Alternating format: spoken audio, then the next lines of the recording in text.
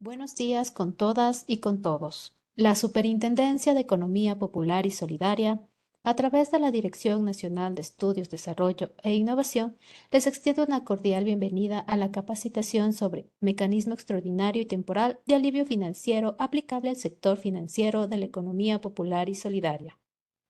Aprovechamos la oportunidad para informar que la Superintendencia ha desarrollado varios cursos virtuales en la plataforma educativa Moodle, que abarca diferentes temáticas de interés para los miembros de las organizaciones de la economía popular y solidaria, las cuales son gratuitas y se las puede realizar de manera autónoma de acuerdo a la disponibilidad de su tiempo. Para iniciar con el evento del día de hoy, doy paso a Ana Lucía Heredia, Intendente Nacional de Gestión de Información y Normativa Técnica, quien nos dará unas palabras de bienvenida. Adelante, estimada Intendente. Muchísimas gracias, Cari. Muy buenos días con todos. Desde la Superintendencia de Economía Popular y Solidaria les damos la más cordial bienvenida a la capacitación denominada Mecanismo Extraordinario y Temporal de Alivio Financiero aplicable al sector financiero de la economía popular y solidaria.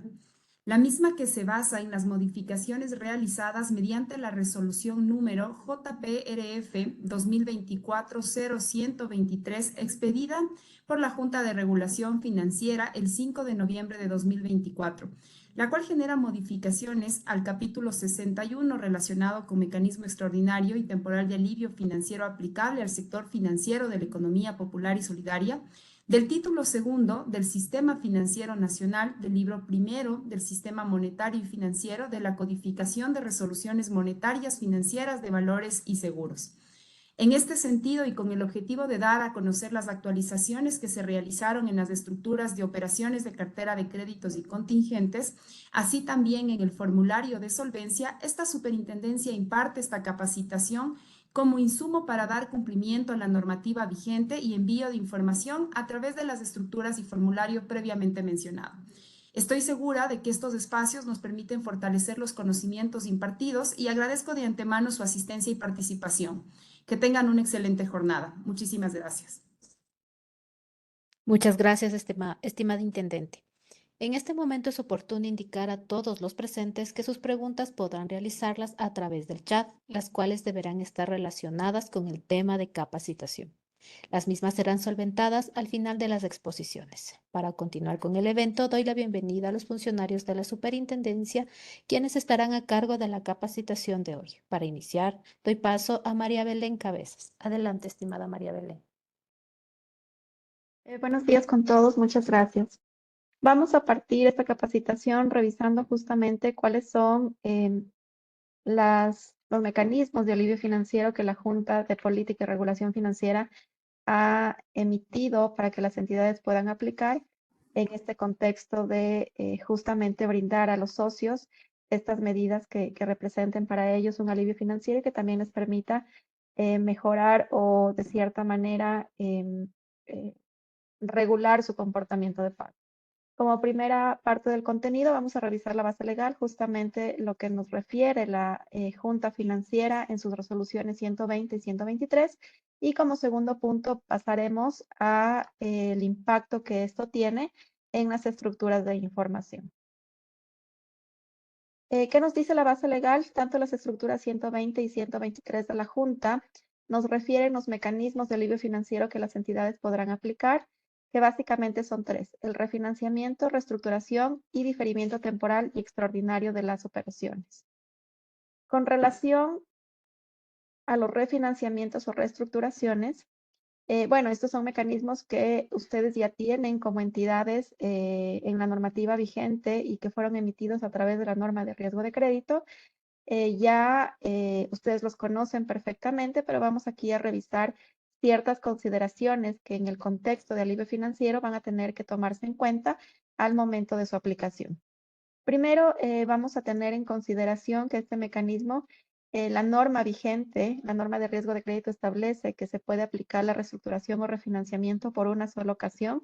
Sin embargo, en este contexto de alivio financiero, la resolución 120 nos refiere que se podrá aplicar por una ocasión adicional.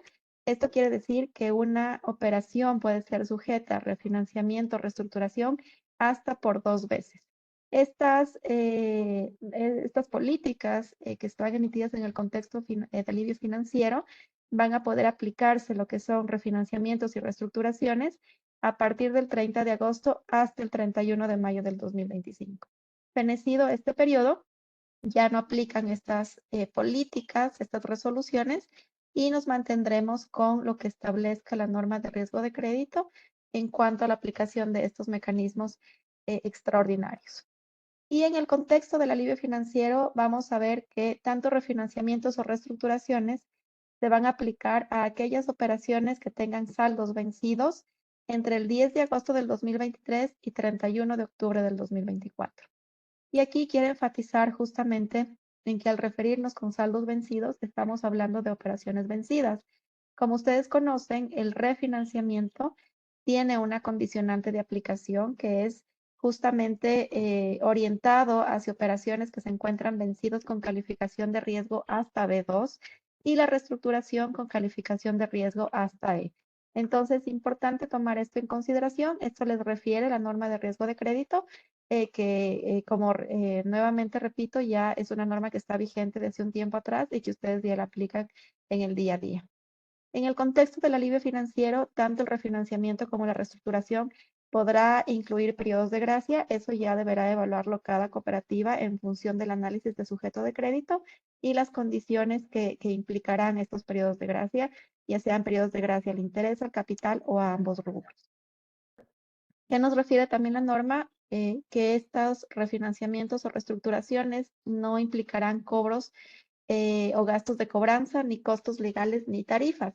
Y aquí quiero hacer énfasis en que justamente recordemos que tanto el refinanciamiento como la reestructuración no implica que la cooperativa esté concediendo un nuevo crédito, únicamente está aplicando un mecanismo que le permita al socio darle unas nuevas condiciones que en función de su capacidad de pago, de las dificultades que tenga de en su momento honrar el crédito, puedan flexibilizarse a través de estos mecanismos.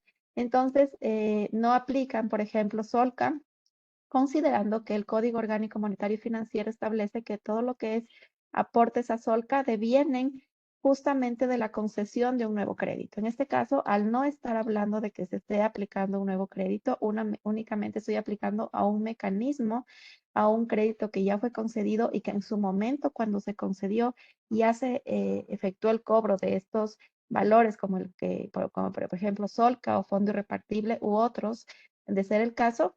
En esta aplicación de estos mecanismos ya no volveremos a duplicar el cobro de estos valores y tampoco los costos legales ni de tarifas que estén asociadas a conceptos de mora, por ejemplo.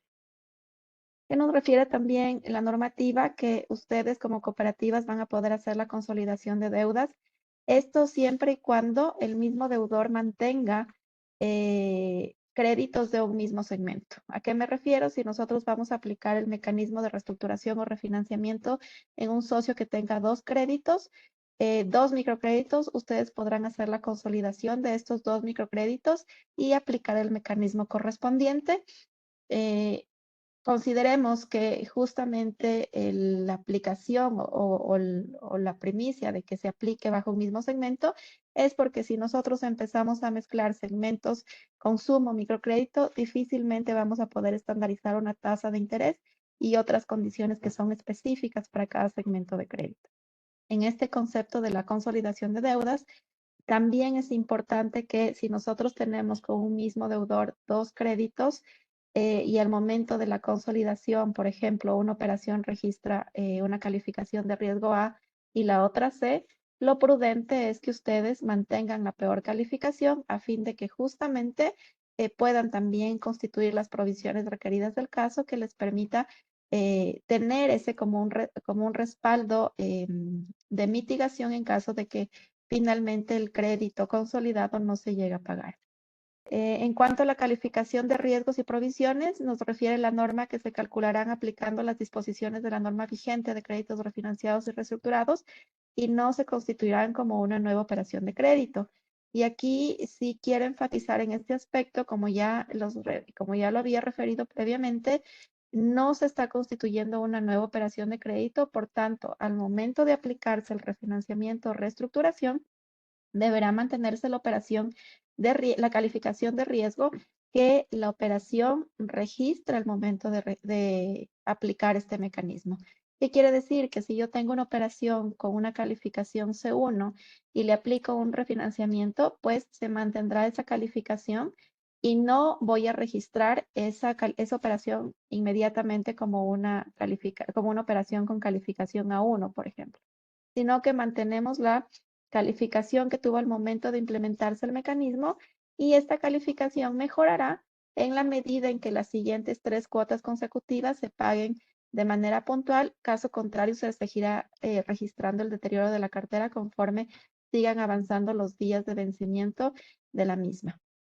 Y previo también a implementar estos refinanciamientos o reestructuraciones, es importante que ustedes como entidades evalúen al sujeto de crédito, evalúen la capacidad de pago del mismo, evalúen esas condiciones que realmente están motivando al requerimiento de refinanciamiento, reestructuración y que también evalúen la voluntad de pago que tenga ese socio. Porque si nosotros como cooperativas ya estamos viendo que prácticamente el no pago de las operaciones deviene de una falta de voluntad, pues difícilmente vamos a poder regular esa voluntad a través de la aplicación de estos mecanismos y únicamente estaremos retrasando el proceso de cobro, dando esta posibilidad a socios que posiblemente no tengan esa voluntad de pago o que tampoco estén en condiciones de aplicar tales mecanismos de alivio financiero. Importante también conocer que bajo esta aplicación de estos mecanismos de refinanciamiento, reestructuración, las entidades podrán otorgar nuevos recursos. Es decir, si yo tengo una operación, por ejemplo, con un saldo de $10,000 a la que le estoy aplicando el mecanismo de reestructuración o refinanciamiento, si el socio me solicita además $1,000, por ejemplo, adicionales, y nosotros como cooperativas evaluamos que tiene efectivamente la capacidad de pago para asumir esos $1,000 más, ustedes deberán constituir o deberán otorgar esos $1,000 y registrarlos solamente esos $1,000 como una operación nueva. En este caso, en el ejemplo que les estoy planteando, vamos a tener una operación refinanciada o reestructurada por $10,000 y también con el mismo deudor una operación nueva por $1,000. La operación refinanciada o reestructurada se mantendrá con la calificación que ya registraba el deudor al momento en que se implementó este mecanismo, por ejemplo, C1, y la operación que se registrará como nueva únicamente por los recursos nuevos otorgados iniciará con una calificación A1. Previo a otorgar este recurso, es importante primero que ustedes tomen en consideración que únicamente se aplica la concesión de estos nuevos recursos al amparo del análisis de estos mecanismos para los segmentos productivo o microcrédito y también deberá evaluarse de manera puntual que realmente el recurso nuevo que me está solicitando el deudor les sirva a para afianzar su actividad económica y que ustedes cuiden y observen que justamente la proyección de sus ingresos en un horizonte de tiempo les permita o esté relacionada con con el ciclo económico de la actividad económica que se pretende financiar a través de este nuevo recurso.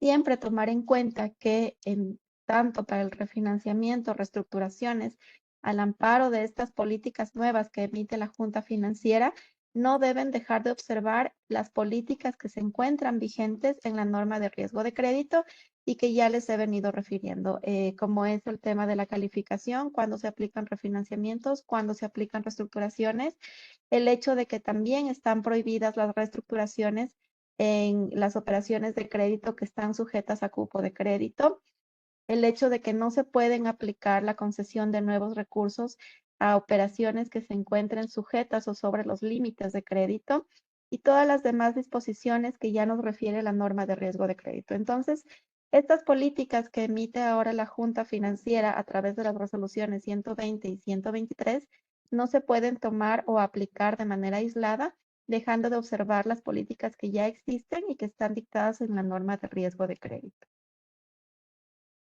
Como siguiente mecanismo, también nos faculta la Junta Financiera que hagamos el diferimiento temporal y extraordinario de las operaciones de crédito. Y a diferencia de los mecanismos que ya expliqué previamente, este diferimiento temporal y extraordinario aplicará únicamente a operaciones que tengan cuotas por vencer. Eso quiere decir operaciones que no se encuentran vencidas y que registren calificaciones A1, A2 o A3. Este mecanismo aplica en cuotas por vencer al 30 de septiembre del 2024 o al momento que se instrumente la operación a este mecanismo de diferimiento. De igual manera, considerar que este mecanismo únicamente podrá ser aplicado al 31 de marzo del 2025, es decir, si al 1 de abril del 2025 un socio viene y les pide aplicar este mecanismo de diferimiento temporal, ustedes ya no podrán aplicarlo porque ya no estaría vigente. ¿Y qué conlleva la aplicación de este mecanismo? Que ustedes como cooperativas puedan aplazar hasta por 90 días el pago de esas cuotas por vencer. Este aplazamiento podrá materializarse o visualizarse a través del traslado de cuotas al final de la tabla de amortización correspondientes y ustedes, cooperativas, son las que definirán si realmente en aplicación de este mecanismo se aplicará o no el cobro de intereses de las cuotas diferidas. Todas estas condiciones, si se traslada al final de la cuota, si se cobran o no intereses, deben ser transparentadas al socio y debe estar transparentada justamente esa condición a través de la tabla de amortización que debe estar suscrita por el socio y en la cual expresa justamente la aceptación de esas condiciones que ustedes como cooperativas han definido para este diferimiento temporal y extraordinario de operaciones de crédito. Es importante tomar en cuenta que este diferimiento temporal y extraordinario no constituye el otorgamiento de una nueva operación de crédito, por tanto, tampoco aplican costos legales ni tarifas y tampoco se generarán intereses de mora por las cuotas diferidas. Nuevamente enfatizo, al no ser una operación nueva a la que se está otorgando, tampoco podemos en este caso cobrar fondo irrepartible de reserva legal y tampoco lo que corresponde a Solca u otros costos legales que se establezcan únicamente para aquellas operaciones que el socio recibe. En este caso, recordemos que el socio no está recibiendo una nueva operación de crédito, únicamente se están cambiando las condiciones del pago de sus cuotas a través de la aplicación de estos mecanismos temporales y extraordinarios de alivio financiero. Tomar en consideración que las entidades para justamente la implementación de estas políticas, de estos mecanismos, es importante que definan las políticas y procedimientos internos que llevarán a materializar la aplicación de estos mecanismos y ello también implica que se hagan ajustes a los sistemas de información, a sus contabilidades y a fin de que ustedes puedan identificar claramente cuáles fueron las operaciones que están sujetas a este tipo de mecanismos y también puedan proveer la información pertinente, en este caso el organismo de control. También tendrán la facultad de constituir provisiones genéricas. Estas provisiones genéricas pueden representar hasta el 5% del total de la cartera bruta a diciembre del año inmediato anterior y formarán parte del patrimonio técnico secundario. Estas provisiones genéricas voluntarias ustedes las podrán constituir para el ejercicio del año 2024 y 2025. Con esto doy paso a mis compañeros para que continúen con la capacitación. Muchas gracias.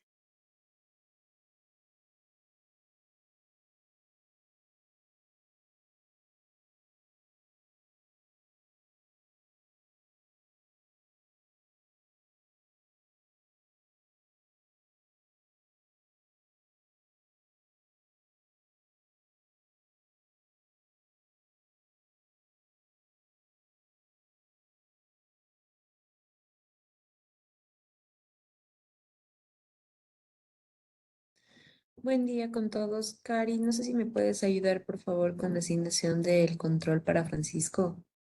Gracias.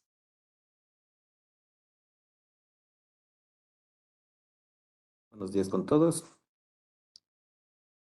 En este caso, voy a hablar sobre el impacto en las estructuras de información de cartera de crédito y contingentes y a continuación mi compañera hablará sobre formulario de solvencia. Conforme a la resolución mantenida, se procedió con la actualización del manual técnico de operaciones de cartera de crédito y contingentes para los segmentos 4 y 5, versión 15, las cuales aplican a la estructura de operaciones concedidas C01 y la estructura de saldo de operaciones C02. Cabe indicar que en la estructura de operaciones concedidas C01 se reportarán las operaciones de crédito y contingentes que se hayan concedido, novado, refinanciado o reestructurado en el periodo de reporte. Asimismo, para la estructura de saldo de operaciones C02, se detallan los saldos de operaciones de crédito y contingentes que aún se encuentran activas, así como las cancelaciones de aquellas operaciones que fueron reportadas previamente y se cancelan en el periodo de reporte. Así también se reportará la información acerca de las garantías reales y o financieras. En el mismo sentido, para la estructura C01, se hizo la habilitación de 7 campos en los cuales estarán vigentes hasta el 31 de mayo del 2025.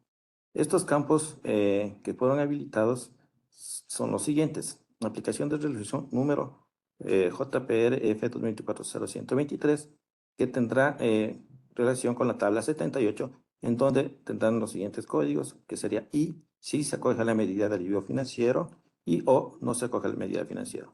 Asimismo, tenemos el campo de aplicación de periodo de gracia, que estará conforme a la tabla 69, y tenemos también el campo número de periodos de gracia, valor de la condonación de intereses normales, valor de la condonación de intereses de mora, valor de la condonación de gastos legales y valor de la condonación de demanda judicial.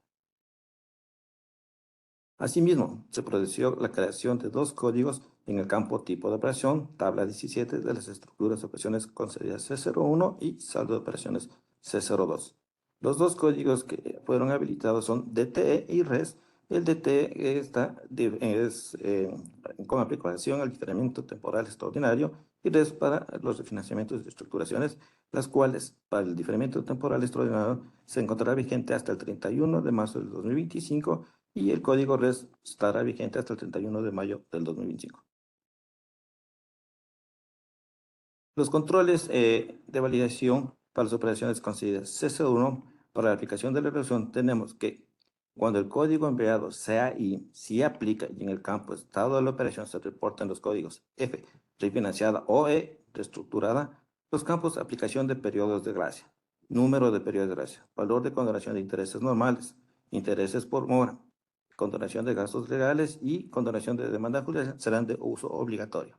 Asimismo, cuando en el envío del CAI se aplica y en el campo estado de la operación se reporta el código N original o V novación, únicamente se podrán reportar los siguientes tipos de crédito: productivo corporativo, productivo empresarial y productivo pymes. Asimismo están los de consumo de microcrédito minorista, microcrédito de impresión simple y de acumulación ampliada. Los campos detallados a continuación son obligatorios tomando en cuenta las siguientes consideraciones: aplicación de periodos de gracia conforme a la tabla 69, número de periodos de gracia debe ser mayor o igual a 0, y los valores de condonación de intereses, condonación de intereses por mora, gastos legales y demanda judicial deben ser 0.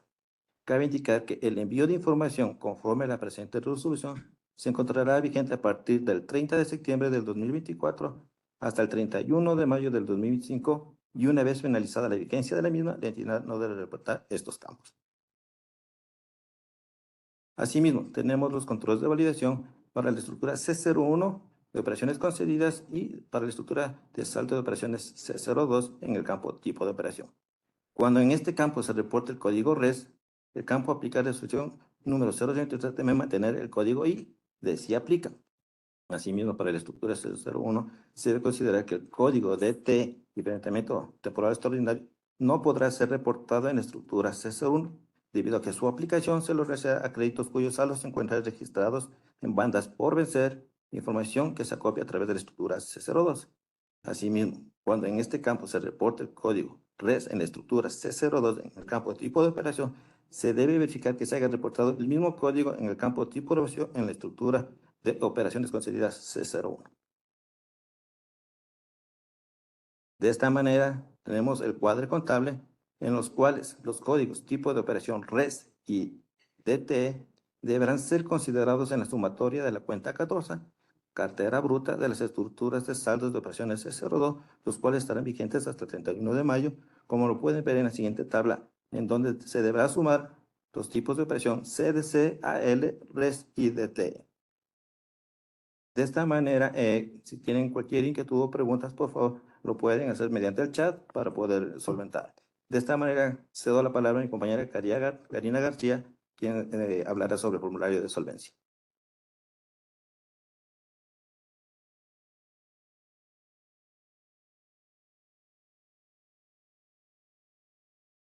Buenos días con todos. ¿Sí me escuchan? Sí. Buenos días con todos. Vamos a revisar las actualizaciones realizadas en el formulario de solvencia. Estas actualizaciones se encuentran reflejadas en el manual técnico versión 7 actualizado en el mes de septiembre. Dichas modificaciones se encuentran en la sección del patrimonio técnico secundario. Se realizaron dos inclusiones, que son las provisiones genéricas y la cuenta 149980, que corresponde a las provisiones genéricas por tecnología crediticia. El registro de los valores en estos dos campos se realizará de manera automática, es decir, se extraen directamente de las cuentas de los estados financieros. Con respecto al campo límite máximo, provisión genérica voluntaria, nota 7, se realizará una suspensión conforme lo indica la nota aclaratoria en la parte inferior. El campo denominado límite máximo, provisión genérica voluntaria, nota 7, se conservará en el formulario de solvencia sin considerarse para efectos del cálculo. Esta condición permanecerá vigente hasta el 31 de diciembre del 2025, conforme lo menciona la normativa vigente. Ahora bien, vamos a revisar cómo vamos a obtener los valores de las provisiones. Como les mencioné, esta sección del patrimonio técnico secundario es donde se encuentran las actualizaciones. El valor correspondiente al campo provisiones genéricas se obtiene de la suma de los valores consignados en las cuentas contables 149980, que corresponde a la provisión genérica por tecnología crediticia, y la 149989 para las provisiones genéricas voluntarias, del estado financiero que corresponde a la fecha de corte que se está generando el formulario. De la misma forma, el valor del campo de las provisiones genéricas no deberá exceder el límite del 5% de la cartera bruta. Es decir, vamos a realizar un cálculo de la cartera bruta que corresponde a la cuenta 14 menos la cuenta contable 1499 en aplicación de la ley de los signos, reportada al 31 de diciembre del año inmediato anterior, considerando las siguientes especificaciones. Si el valor de las provisiones genéricas excede el 5% de la cartera bruta al 31 de diciembre del año inmediato anterior, el valor del campo provisión genérica será equivalente al 5% de la cartera bruta del 31 de diciembre del año inmediato anterior.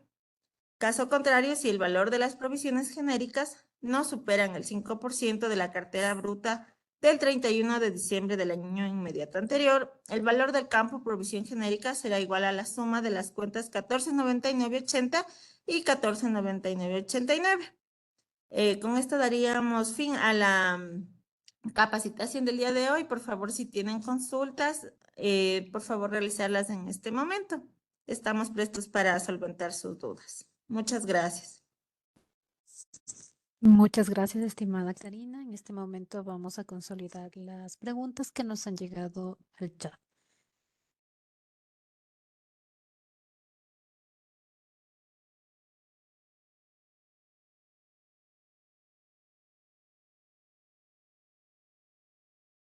Muy buen día con todos. Vamos a empezar con la ronda de preguntas.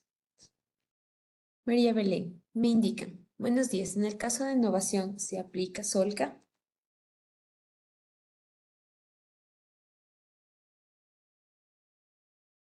Bueno, en el caso de innovación, es una nueva operación de crédito que se estaría dando y sí, aplicaría Solca.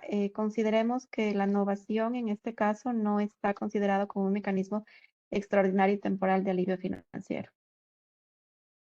Pero la innovación, justamente el amparo de las disposiciones de la norma de riesgo de crédito, refiere que es una operación nueva, básicamente donde se extinguen inclusive todas sus garantías, y en esta innovación ustedes también podrán otorgar nuevos recursos, así que si eso es la innovación en ese concepto, sí aplicaría impuestos de solca.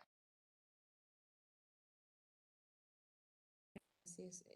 Hay alrededor de 3 o 4 preguntas en las que me indican, buenos días, los créditos que aplican a la norma de alivio financiero únicamente son los microcréditos y comerciales o también se podría realizar con créditos de consumo. Tengo 3 o 4 consultas con respecto a eso.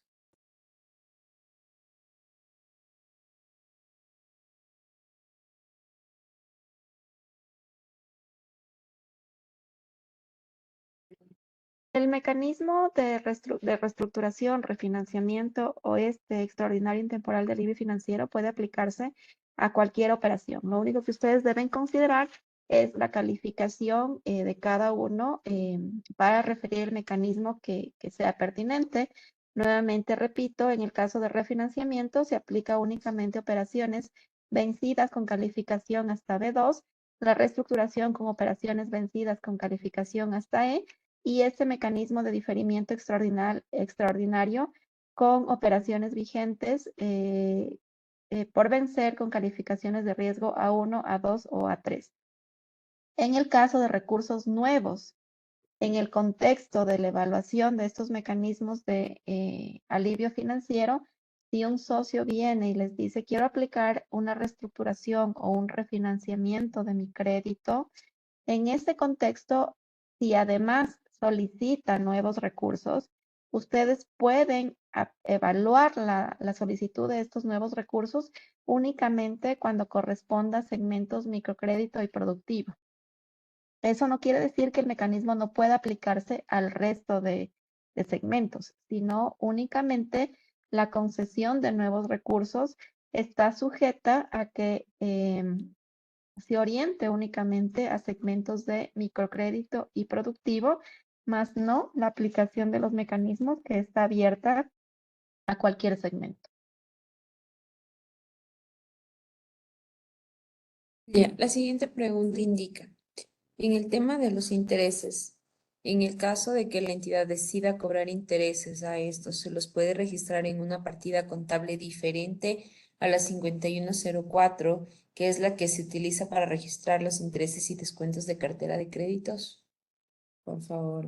No, si ustedes van a cobrar intereses, en este caso al amparo del diferimiento extraordinario, esos intereses son sobre el capital insoluto. Y justamente seguimos con la dinámica de una operación por vencer, deberán irse a la cuenta 1603 con su contrapartida, tal como se maneja una cartera vigente por vencer. En la siguiente pregunta me piden una aclaración. Nos indican. En el artículo 1 dice que se puede refinanciar o reestructurar operaciones de crédito que presenten saldos vencidos entre el 10 de agosto del 2023 y la fecha de expedición de la presente resolución. Ustedes indicaron que se puede refinanciar créditos con calificación hasta A3, es decir, esto se estaría contradiciendo. Por favor, María Belén, para que nos ayudes con aclaración. No, no hay contradicción. Nuevamente quiero recordar, Cari, si por favor me puedes dar el control de la presentación para regresar a las láminas. Pero es importante que ustedes consideren que existen 3 mecanismos de alivio financiero. Y estos 3 mecanismos son el refinanciamiento, reestructuración y el diferimiento temporal y extraordinario de las operaciones. El artículo 1 de la resolución 120, que es la que básicamente nos dicta las políticas de refinanciamiento y reestructuración, establece que para tanto el refinanciamiento y reestructuración se deben considerar operaciones con saldos vencidos desde la fecha que usted refiere. En este caso es operaciones con saldos vencidos entre el 10 de agosto del 2023 y 31 de octubre del 2024. Esto quiere decir que nosotros vamos a trabajar estos mecanismos únicamente en operaciones vencidas, pero yo hacía énfasis justamente en la calificación de las operaciones porque no podemos dejar de lado las políticas que ya nos dictan la norma de riesgo de crédito para el refinanciamiento o reestructuración, que nos indica claramente que el refinanciamiento aplica únicamente para operaciones vencidas con calificación de riesgo hasta B2 y las reestructuraciones con calificación de riesgo hasta E. Entonces, refinanciamientos o reestructuración, operaciones vencidas, tal como lo refieren, con saldos vencidos entre el 10 de agosto del 2023 y 31 de octubre del 2024, pero observando también esta particularidad de las calificaciones de riesgo, es decir, yo no puedo aplicar un refinanciamiento a una operación vencida con calificación de riesgo E y tampoco podría, y bueno, y la reestructuración la puedo aplicar indistintamente de la calificación del crédito vencido. En cambio, en lo que corresponde al diferimiento extraordinario y temporal de las operaciones de crédito, cuyas políticas están contenidas en la resolución 123, el artículo 3 que define justamente este mecanismo nos señala que aplica a créditos con cuotas por vencer. Esto refiere que justamente aplica a operaciones de crédito que no se encuentran vencidas. Esto quiere decir con calificación de riesgo A1, A2 y A3. En eso radica la diferencia de los tres mecanismos. Yo no voy a poder aplicar un diferimiento temporal y extraordinario a operaciones vencidas y viceversa tampoco puedo aplicar reestructuración y refinanciamiento a operaciones vigentes sin vencer.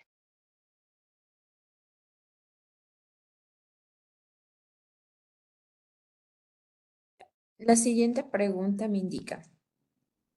Bueno, igual tengo una pregunta consolidada de alrededor de 3 personas que nos consultaban si el diferimiento de manera obligatoria se tiene que aplicar 90 días o si puede ser un periodo inferior a los 90 días. La norma dice hasta por 90 días. Eso quiere decir que el tope máximo son 90 días, pero ustedes, en función justamente del análisis de la situación del deudor, de su proyección de ingresos, de su ciclo económico, de su actividad, entre otros aspectos que evalúen en el contexto de la aplicación de este mecanismo, definirán si lo pertinente es aplicar 90 días o menos de 90 días. Obviamente eso también va de la mano de la solicitud que nos pueda hacer el deudor, ¿no? Recordemos que el diferimiento temporal y extraordinario, así como la reestructuración y refinanciamiento, depende de lo que solicite el deudor y de las condiciones que también acepte este en aplicación de estos mecanismos.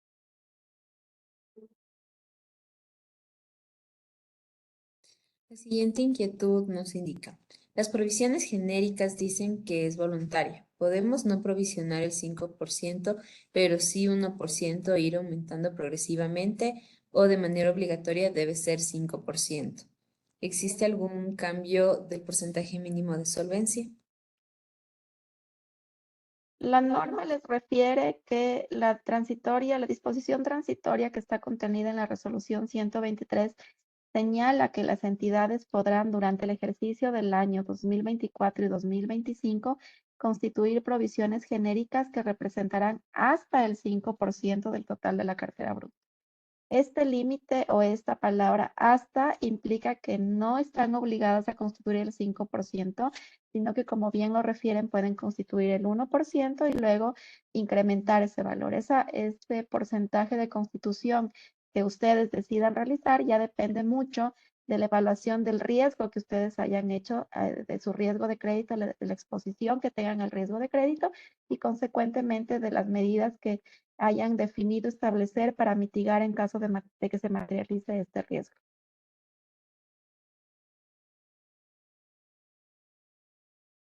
Ya. También algunas consultas dentro del chat nos indicaban que necesitan se les proporcione el material. Una vez finalizado el proceso de capacitación, el video de la misma se carga dentro de la página central de la superintendencia en el apartado de capacitaciones. De manera paralela, la presentación en formato PDF es remitido a los correos electrónicos de cada uno de los asistentes a estos eventos. Ya, la siguiente consulta dice, en todos los casos de diferimiento, ¿qué documentos se deben firmar?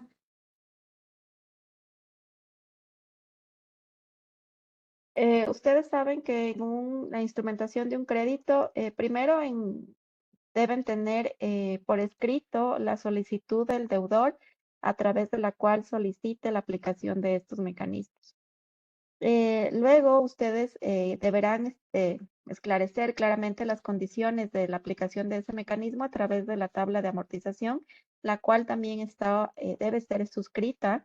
Eso es independiente del mecanismo. Ustedes saben que siempre la tabla de amortización debe ser suscrita por el deudor. Y también ya vendrán otros documentos como son la liquidación del crédito, los contratos de adhesión u otros que ustedes, acorde con sus políticas, establezcan que deben cumplirse para la instrumentación de estos mecanismos. Pero al menos siempre deben estar transparentadas las condiciones al socio y aceptadas justamente a través de la tabla de amortización, y también deberá verificarse que haya la solicitud de aplicación de este mecanismo por parte de cada uno de los deudores. La siguiente consulta nos indica, ¿es obligatorio que la cooperativa realice el diferimiento? ¿Existe alguna sanción por no realizar el proceso?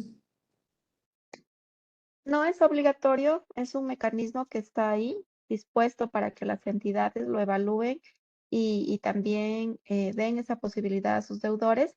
Lo que sí, justamente una de las razones por las cuales ustedes pueden negar la aplicación de estos mecanismos va a estar fundamentada en el análisis del sujeto de crédito. Si ustedes, tal como lo establece la política para refinanciamientos y reestructuraciones, es importante el análisis de riesgos que hagan de la contraparte. Realmente evaluar que tenga la capacidad de pago, evaluar que tenga la voluntad de pago.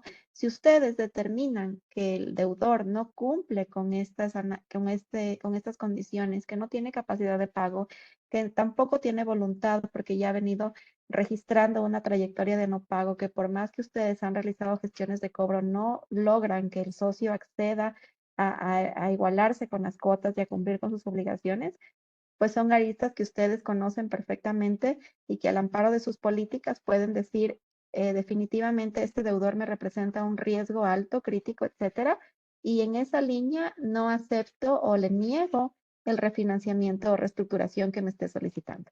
En el mismo sentido, vamos a hacer la evaluación de lo que corresponde a diferimientos temporales y extraordinarios.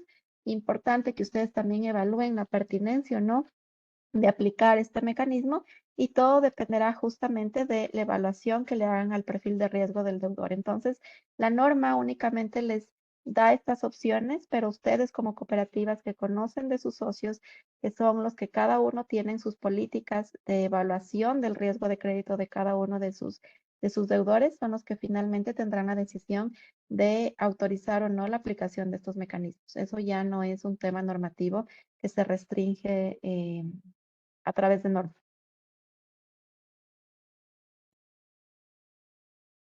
Tengo dos preguntas de igual manera consolidadas. La primera me indica, al ser un mecanismo de alivio financiero temporal, la formalidad que se debe dar a este tema es necesario incluirle en el manual de crédito que maneja internamente la cooperativa.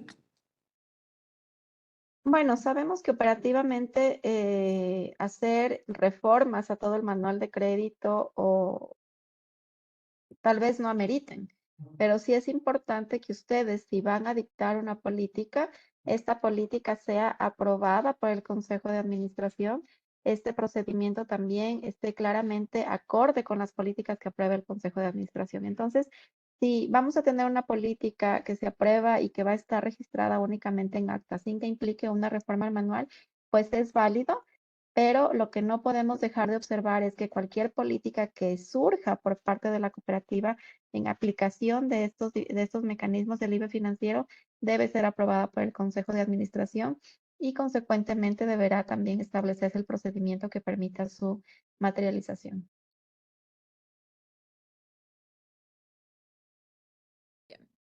Dice, el cobro de intereses por el diferimiento puede ser prorratariados en la tabla de amortización o es obligatorio enviarlos hasta el final de la tabla.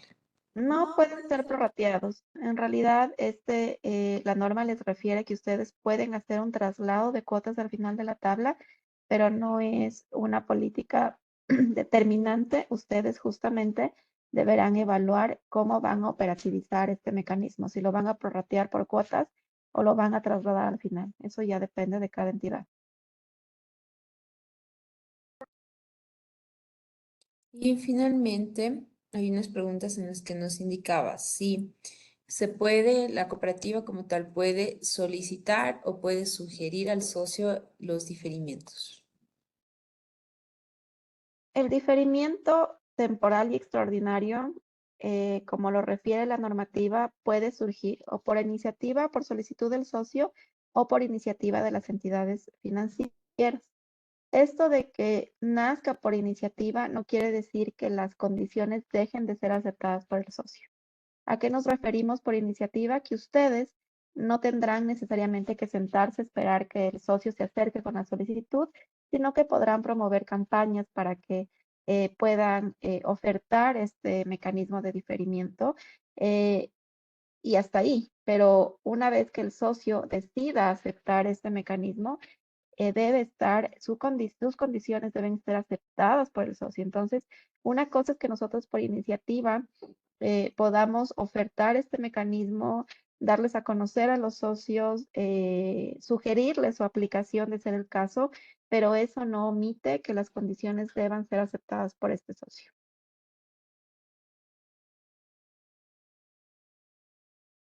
Listo, muchísimas gracias por todas las preguntas que hemos receptado. Finalmente, solo por recordarles que en el caso de tener consultas adicionales o sobre el proceso ya de carga y validación de las estructuras de cartera o el formulario de solvencia, les pedimos que cada una de las mismas sean canalizadas a través de los correos electrónicos que los funcionarios de la Dirección Nacional de Gestión de la Información han remitido a ustedes como una comunicación sobre que han sido designados para el soporte en la carga de información.